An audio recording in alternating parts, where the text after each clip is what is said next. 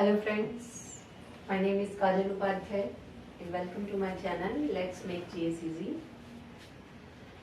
और आज हम पढ़ाने वाले हैं एक नया चैप्टर इंडियन पॉलिटी का। इंडियन पॉलिटी हमने स्टार्ट की है, इसका सबसे बड़ा कारण है जैसे कि आपने कल ही रिपब्लिक डे सेलिब्रेट किया है।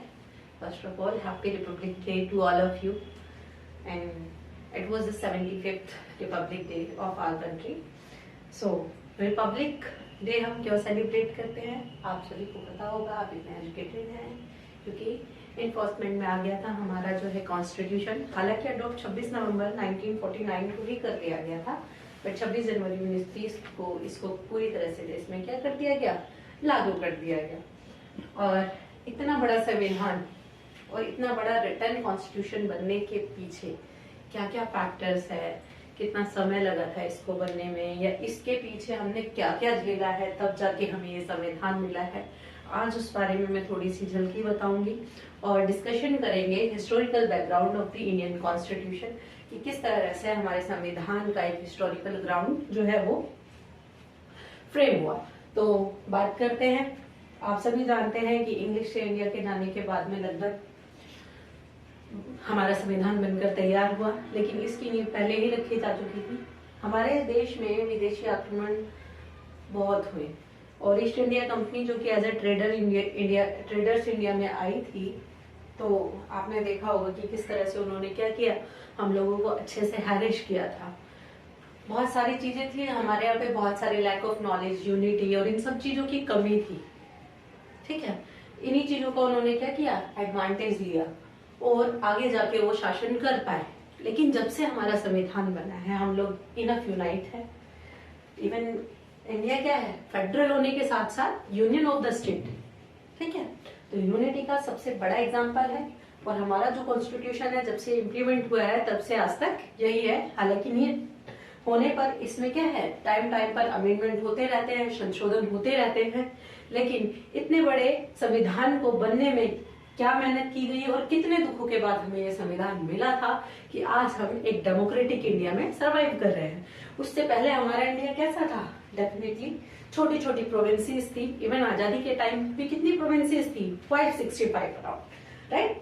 जैसे कि मैंने शायद लास्ट क्लास में भी बताया होगा, इससे पहले लास्ट क्लास में हम पढ़ चुके हैं, उसके बारे में डिस्कशन कर लेते हैं। लास्ट क्लास में मैंने बताया था आपको, कुछ कीवर्ड्स बताए थे जो कि रैंडमली पॉलिटी और हिस्ट्री में यूज होते हैं, राइट। तो वो जो वर्ड यूज होते हैं without knowing their definition you can not read even Indian history and polity also, right. So I have already told the definition. Now we are going to discuss about the historical background of the Indian Constitution। इससे पहले, क्योंकि Indian constitution जो then है वो कहीं ना कहीं अंग्रेजों के थ्रेट की देन है। हमारे यहाँ पे बहुत सारा सिस्टम जो है उन्हीं की देन है, मतलब आप कह लें कि डेवलपमेंट ही क्यों ना हो, राइट। आज हालांकि इंडिया किसी से पीछे नहीं है। तो एक ट्रेडिंग कंपनी जिसका एस्टेब्लिशमेंट, बात करते हैं ईस्ट इंडिया कंपनी की। ईस्ट इंडिया कंपनी, EIC का मतलब है ईस्ट इंडिया कंपनी।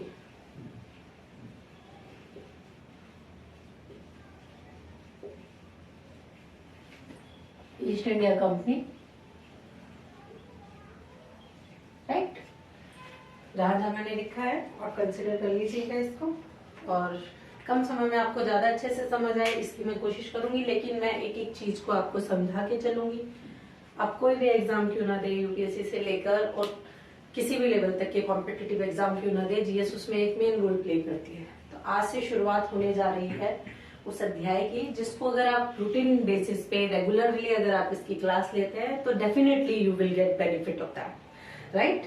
सो अभी स्टार्टिंग करते हैं और मैं बीच में स्किप नहीं करूंगी। कंटेंट तो आपको यूट्यूब पे बहुत सारा मिल जाएगा कि आपने कुछ यहाँ से उठा लिया, कुछ वहां से उठा लिया, लेकिन एक सीक्वेंस में ना आपको नहीं मिलेगा फ्री में। तो यहाँ पे क्या है, विदाउट एनी पोस्ट, विदाउट किसी चीज के आपको एक एक चीज का क्लियरेंस मिलेगा। एक एक चीज मैं आपको समझाऊंगी और आप बने रहिए बस मेरे साथ और पढ़ते रहिए, सुनते रहिए और आपको मजा आएगा। कोई भी चीज बोरिंग नहीं लगेगी। आपके जो भी डाउट्स होंगे वो लास्ट में आप मुझे बताइएगा, मैं कोशिश करूंगी कि उन डाउट्स को क्लियर करूं। चलिए, ईस्ट इंडिया कंपनी जिसका एस्टेब्लिशमेंट 1600 में इंग्लैंड के अंदर हुआ। ईस्ट इंडिया कंपनी और भी बहुत हुई है, फ्रेंच हुई है, डच हुई है, बट यहाँ हम बात कर रहे हैं English east India company, right.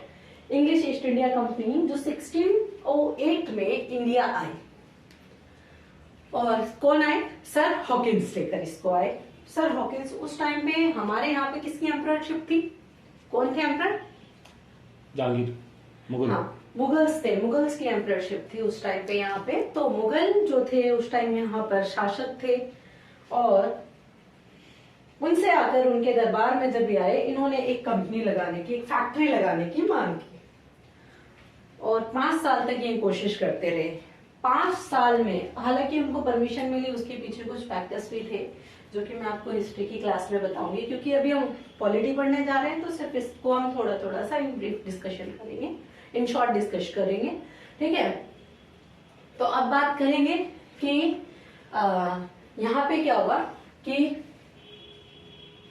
5 साल लग गए परमिशन लेने में सर हॉकिंस को, और फाइनली उनको परमिशन मिली और उन्होंने पहली फैक्ट्री लगाई जो कि सूरत के अंदर लगाई।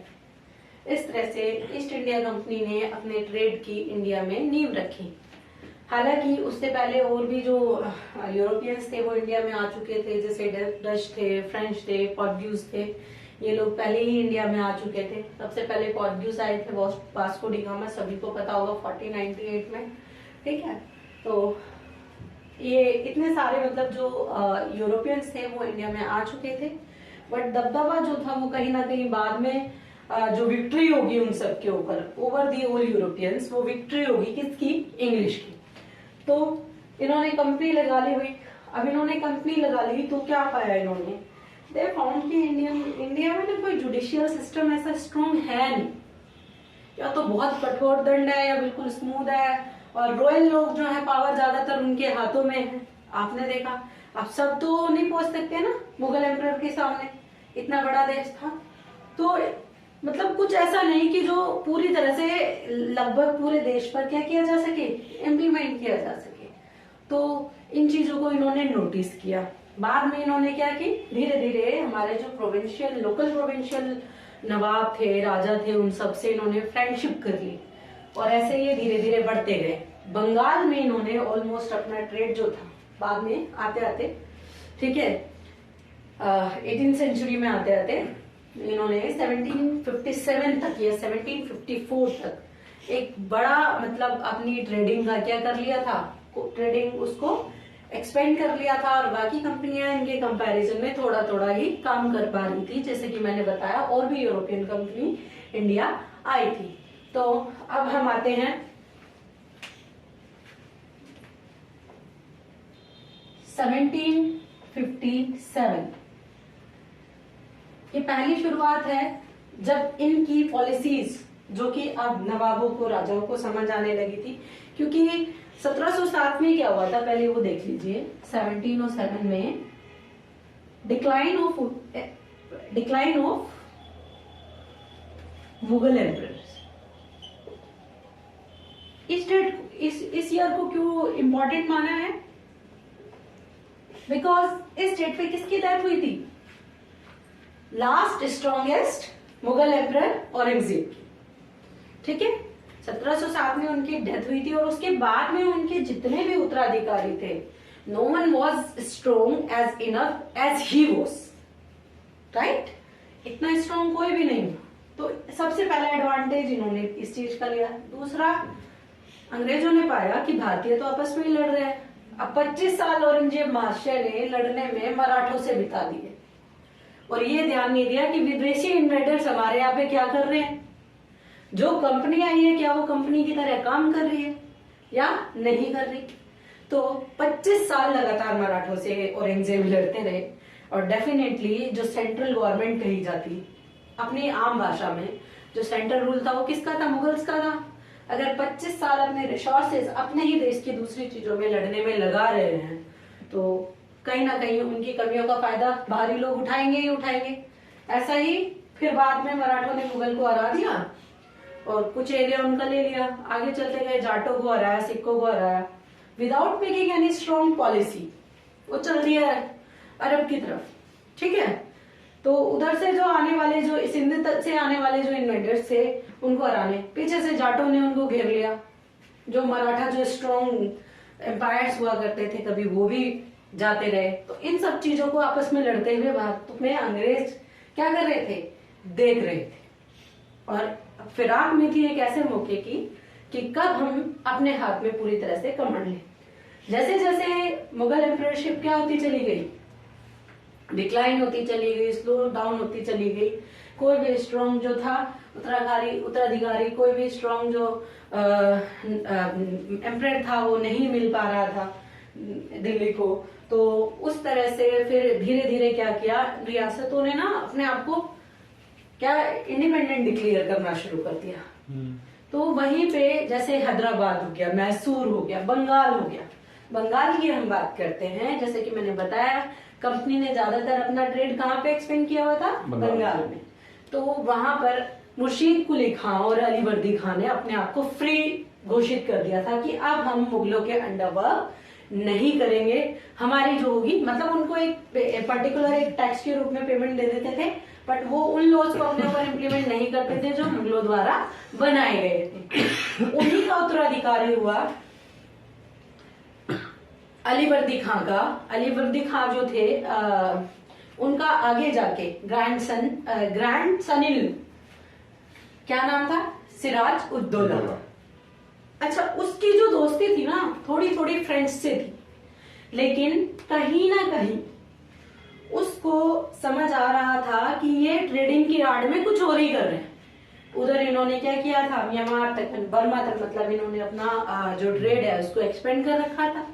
और ऑलमोस्ट बंगाल जो कि सबसे बड़ा उस टाइम पे क्या था, स्टेट था इंडिया का, ठीक है, सबसे बड़ी रियासत थी, सबसे बड़ी प्रोविंस थी, उसमें इन्होंने इंटरफेयर मतलब खूब अच्छे से कर रखा था। तो इन्होंने फोर्ट विलियम बनाया हुआ था। एक फोर्ट विलियम एक किला है, आज भी है वेस्ट बंगाल के अंदर, जहां से दूर दूर तक सब कुछ दिखाई देता है, ठीक है। तो अब सिराज ने क्या किया कि इनकी पॉलिसी अच्छी नहीं लगी उनको। दूसरा, फ्रेंच आके सिराज के कानों में हवा मारते रहे। सिराज से आके कहते हैं कि भाई इनकी पॉलिसी ठीक नहीं है, इन्होंने ट्रेडिंग पे अकेला अधिकार कर लिया है और ये ट्रेडिंग का बहाना करके तुम्हारे आपसी मैटर्स में इंटरफेयर कर रहे हैं, ये चीज कर रहे हैं, तुम्हें लूट रहे हैं। इन्होंने महल खड़े कर लिए हैं इंग्लैंड में ले जाके, ये बहुत पैसा लूट के ले गए हैं इंडिया का। तो अब सिराज क्योंकि युवा नेता था, युवा लीडर था, नवाब था, उसको फ्रेंच की बातें ठीक लगी। उसने एक दिन क्या काम किया, 1756 में उसने फोर्ट विलियम पे अटैक कर दिया।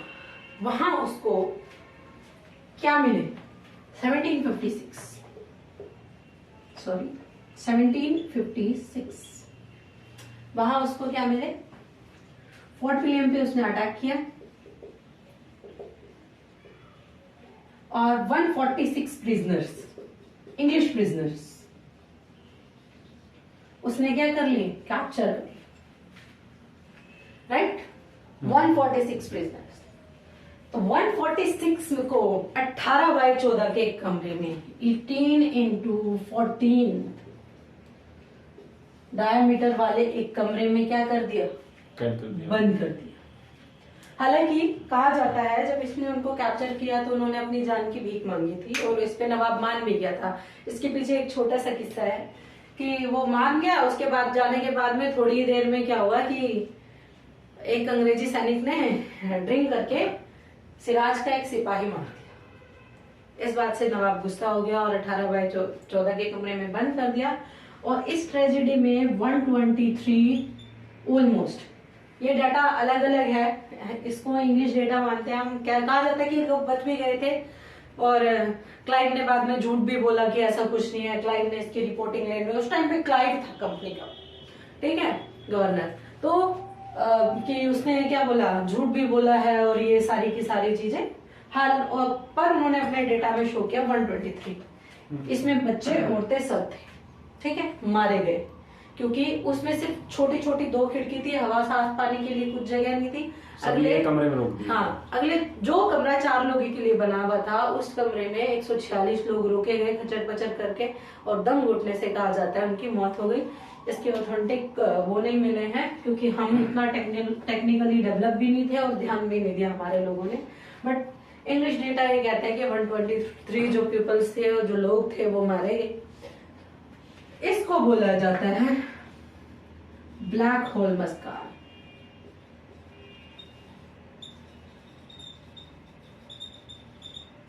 Black hole massacre Indian history में या इंग्लिश के लिए ये बहुत बड़ा वो था, तो वो इसके गुस्से में बैठे हुए थे। नाम तो उन्होंने इसके गुस्से का लिया, लेकिन कहीं ना कहीं उनको समझ आ रहा था कि तुम्हारा ट्रेडिंग का जो स्टाइल है, क्योंकि क्लाइव जो था ना बहुत ही करप्ट इंसान था, 10 लाख से ज्यादा तो उसने ब्राइब ले ली थी आगे जाके। तो उनको समझ आ रहा था कि अब ये तुम्हें ट्रेडिंग में ना दिक्कत करेंगे। प्लासी वेस्ट बंगाल में 1757 में प्लासी पे क्या किया, अटैक कर दिया, और इसी को बोला गया बैटल ऑफ प्लासी। होप आप सभी को यहाँ तक समझ आ रहा होगा। हाँ। ठीक है, बैटल ऑफ प्लासी क्या हुआ? बैटल ऑफ प्लासी में, अच्छा हमारे यहाँ वही था ना, घर का वेदी लंका ढाए, लौट के बुद्धू घर को आए, ऐसा इस टाइम पे भी हुआ था। झांसी की रानी के साथ भी आ गया 1857 में, 100 साल बाद यही होगा, और बहुत सारे नवाबों के साथ। क्योंकि मैंने बताया सिराजुद्दौला बंगाल के क्या थे, नवाब थे।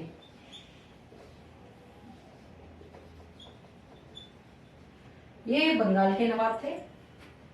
इनका कमांडर था, कमांडर इन चीफ। वजीर लगा लें। कमांडर इन चीफ हिंदी में वजीर बोल सकते हैं, वजीर बोल सकते हैं हिंदी में, मतलब मुख्य सेनापति टाइप का। ठीक है, लाइक उसका मतलब प्राइम मिनिस्टर, प्रेसिडेंट का। अभी तो प्राइम मिनिस्टर के हाथ में रूल रहता है। तो कमांडर इन चीफ कौन था? Mir Jafar. Jafar. Some of people write it like that. Okay, ZB लिखते हैं। मीर जाफर ने, क्योंकि सेना कमांडर के हाथ में बहुत पावर होती है, राइट?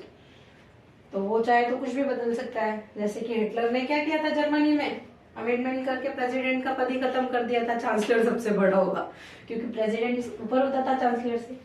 ऐसे ही मीर जाफर ने ही प्रोमिस टू सिराज कि वो आपके लिए सेना भेजेगा, but at the last moment जब इंग्लिश ने अटैक किया किसके ऊपर, सिराज पर या प्लासी पर, उसने अपनी सेना लास्ट टाइम पर नहीं भेजी।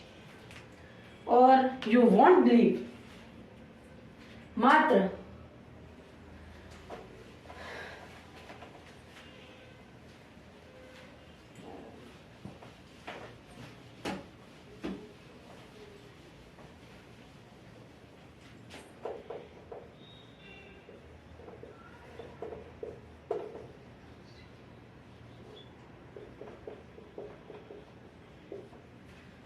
उसने सिराजुद्दौला के लिए क्या किया, सेना नहीं भेजी।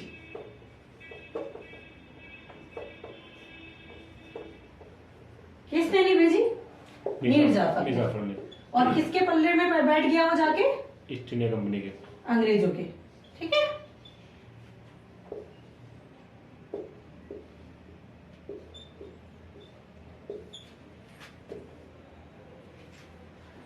तो हुआ ये कि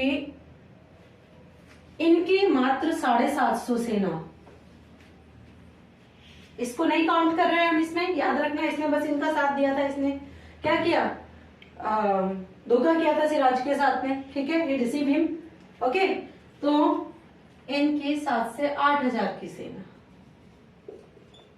और 10,000 ये भेजने वाले थे। इतने से लोगों से हार गए। और बैटल ऑफ प्लासी में, हाँ बैटल ऑफ प्लासी में बल्कि सिराज अकेले नहीं थे, इनके साथ क्या थी, east India company of French भी थी। Okay, east India company of French, जिन्होंने इनके कान भरे थे, मैंने बताया आपको कि ये ऐसे ऐसे वहां पे यूरोप में ले जाके अपने घर भर रहे हैं। पर इसकी धोखे की वजह से, क्योंकि इसने सेना को आगे ही नहीं बढ़ने दिया, सिराज हार गए। और इस युद्ध को हारने के बाद में हुआ क्या? अच्छा, मीर जाफर ने ऐसी क्या डील की थी कि ईस्ट इंडिया कंपनी का साथ उसने दिया? कुछ तो भाई रखा होगा। ईस्ट इंडिया कंपनी ने उसे लालच दिया था कि next Nawab will be you. आपको हम सिराज को हराने के बाद बंगाल का अगला नवाब बना देंगे। और हुआ वही, सन 1757 में बैटल ऑफ प्लासी हारने के बाद में अगला नवाब कौन बना? मीर जाफर। मीर जाफर। ठीक है, ओके। अब क्या हुआ? ये नाम का शासक रह गया था भाई। अब अंग्रेजों ने बोला युद्ध हमने जिताया है तुम्हें, युद्ध हमने जिताया है तुम्हें, हमारी वजह से नवाब हो, हमें इतनी ब्राइब दो। कितनी? 10 लाख। 10 lakhs। ठीक है, 10 lakhs ब्राइब। और कौन था? Robert Clive. बहुत करप्ट आदमी था, बहुत कुछ लिखा है इतिहास में इसके बारे में, बट इतिहास अभी नहीं पढ़ रहे हैं। थोड़ा सा पॉलिटिकल इंटरेस्ट डेवलप करना है आपके अंदर, इसलिए यहां से स्टार्टिंग कर रहे हैं। ठीक है, रॉबर्ट क्लाइव ने इतनी ब्राइब ली और उसके बाद में क्या किया?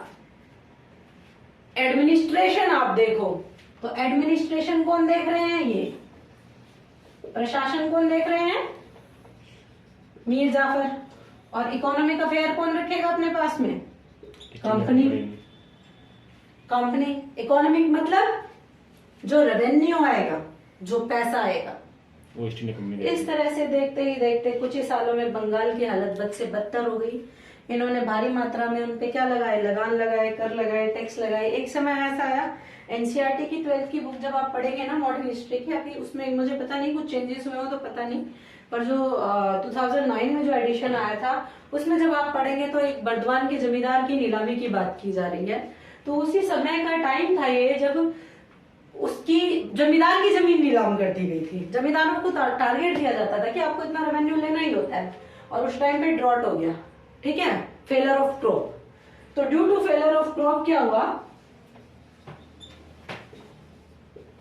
क्रॉप क्या हुआ? रेवेन्यू कलेक्ट नहीं कर पाए, और जमींदारों को टारगेट किया जाता था। तो जमींदारों की जो जमीन थी उसको भी क्या कर दिया जाता था? नीलाम कर दिया जाता था, उसका भी ऑप्शन कर दिया जाता था। राइट, इस तरह से क्या हुआ कि पूरी तरह से बंगाल की जो इकोनॉमी थी वो किसके हाथ में आ गई? किसके हाथ में आई? ईस्ट इंडिया कंपनी के हाथ में आ गई। और अब जो हमारा नेक्स्ट बंगाल का नवाब होगा वो होगा मीर कासिम। ये इसका भतीजा भी था, दामाद भी था।